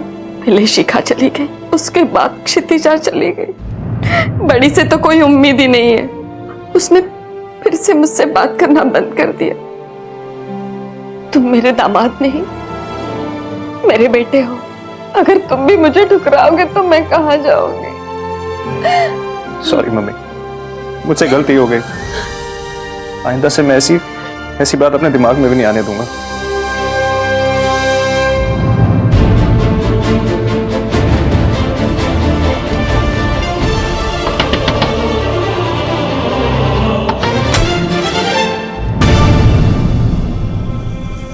हाँ साहब, यही औरत थी। इसी को देखा मैंने उस लड़की के साथ। आप मुझे क्यों यहाँ ले जा रही हो?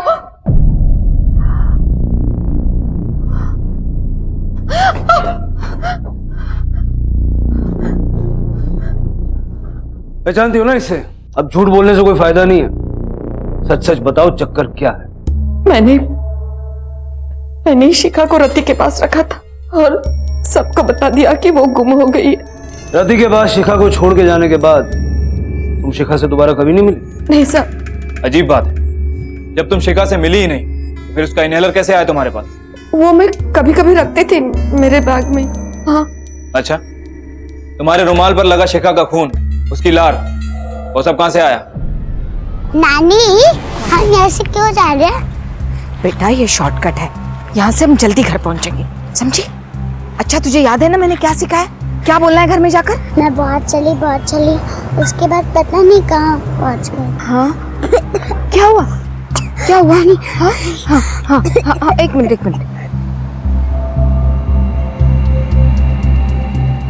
अभी मुझे एक बात सूझी, शिखा से छुटकारा पाने का यही एक अच्छा मौका है। मुझे लगा था वो टॉमिक अटैक से मर जाएगी, लेकिन वो कोशिश की जा रही थी। नवासी को फिर बेटी को, नटवर सच बोल रहा था ना, तुमने और उसने मिलके क्षितिजा को मार दी है ना? क्यों? उस ओल्ड एज होम की वजह से, या फिर क्षितिजा को पता चल गया था कि तुमने ही शिखा को मारा? रणधीर की वजह से। रणधीर की वजह से? वो फिक्र करता था मेरी, इज्जत करता था मेरी। वो एक ही तो था जिसका ख्याल रखती थी मैं। अच्छा लगता था मुझे।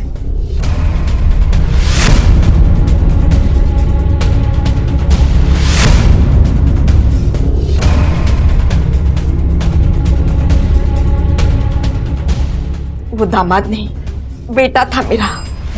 एक ऐसा बेटा जिसे अपनी माँ की कदर थी। रणधीर को अपने पास लाने के लिए शिखा की बलि चढ़ाई, और क्षितिजा के साथ क्या किया? अरे तू सोई नहीं अभी तक?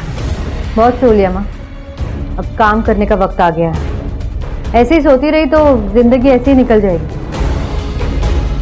मैं मेरठ वापस जा रही हूँ, रणधीर के पास। एक अच्छी सी नौकरी ढूंढ लूंगी। अच्छा, कब जा रहे हैं हम लोग? हम नहीं, मैं अकेली जा रही हूँ। लेकिन तू फिक्र मत कर, तेरा इंतजाम मैंने कर दिया। एक अच्छी जगह है, बहुत लोग होंगे वहां, तू अकेली नहीं पड़ेगी। मुझे वृद्धाश्रम से कोई दिक्कत नहीं थी, दिक्कत थी बस रणधीर से दूर जाने में। तभी मुझे विश्वास हो गया, क्षितिजा मुझे रणधीर से अलग करना चाहती है। मैंने सोच लिया था, रणधीर के लिए क्षितिजा को रास्ते से हटाना होगा। जाते जाते तुम्हारी एक और गलतफहमी में क्लियर कर देता। रणधीर तुमसे वाकई में छुटकारा चाहता था, और ये बात उसने खुद हमें बताई। झूठ बोल रहे हैं आप क्षितिजा की तरह। रणधीर इज्जत करता है मेरी, उसे मेरी जरूरत है। मेरी तरह उसका ख्याल कोई नहीं रख सकता। ठीक है, मत।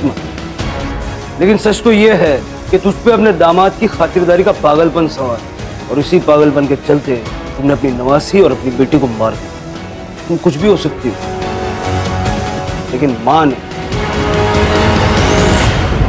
देखा जाए तो अमृत भी अत्यधिक मात्रा में जहर बन जाता है। गरिमा का इरादा गलत नहीं था, वो सिर्फ रणधीर को स्नेह देना चाहती थी, उसका ख्याल रखना चाहती थी। पर उसकी ये इच्छा एक दिन उसका जुनून बन गई, और इसी जुनून की वजह से पहले उसने अपनी नवासी को गायब करवाया, और फिर उसके बाद उसकी निर्मम हत्या कर दी, और आगे इसी पागलपन की बदौलत गरिमा ने अपनी ही बेटी की बलि चढ़ा दी। रणधीर को यकीन ही नहीं हुआ कि उसकी सास ने ही उसकी बेटी और बीवी का खून किया है।